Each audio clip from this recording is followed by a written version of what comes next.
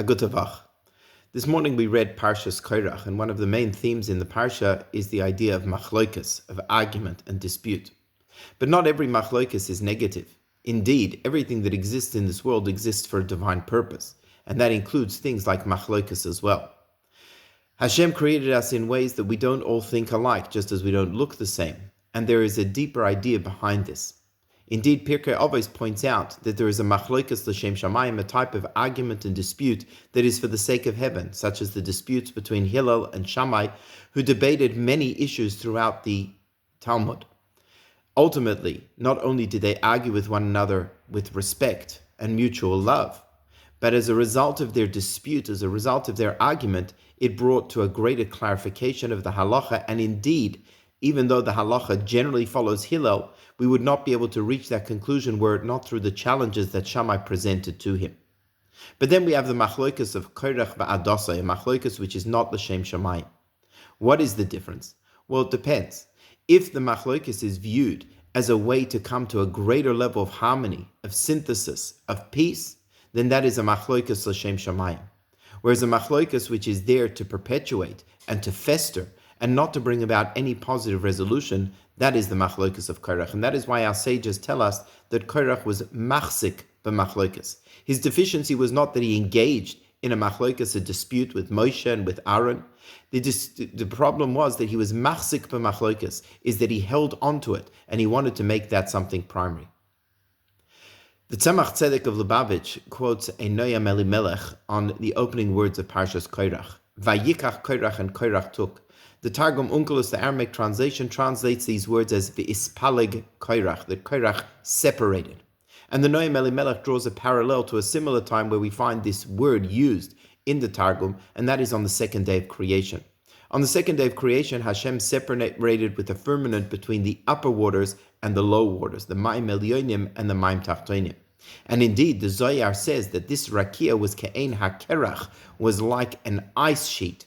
And the word Korach has the same letters as the word Korach, representing the idea of division. This separation also had an inner purpose.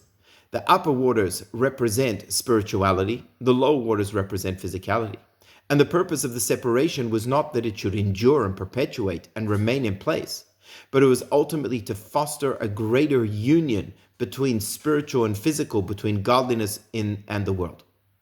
When Adam and Chava were first created, they were created du partzufim. They were created as a composite in one body, back to back, Adam and Chava.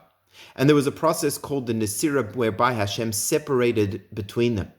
But this was not in order to bring about a separation of their unity, but in order that they could then unite with one another in a deeper level, not back to back, but panim el panim, face to face. And were it not for that separation, this would not be possible. And indeed, that was the kavan of the separation of the waters on the second day of creation, which came to a resolution on the third day, which gave the possibility for man to exist on the surface of the earth, and through our efforts, through our avodah, to bring about that harmony between the upper waters and the lower waters, between godliness and the world.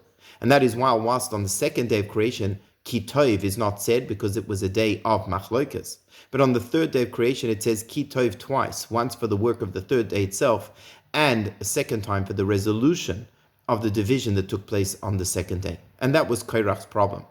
Korach did not see machlokes as a way to achieve a greater peace, greater clarity, and greater harmony. He saw machlokes as a way to perpetuate strife.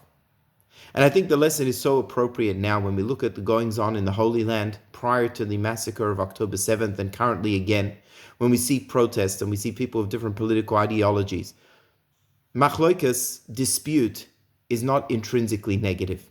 If we still, like Shammai and Hillel, love one another, see each other as brothers, and commonly we have the pursuit and objective of coming to a greater peace, a greater unity, and a greater truth, then that is a machlokes l'shem shamayim, which the Torah assures us sofer l'skayim will endure, because the lasting goodness that comes from that will be something which perpetuates forever.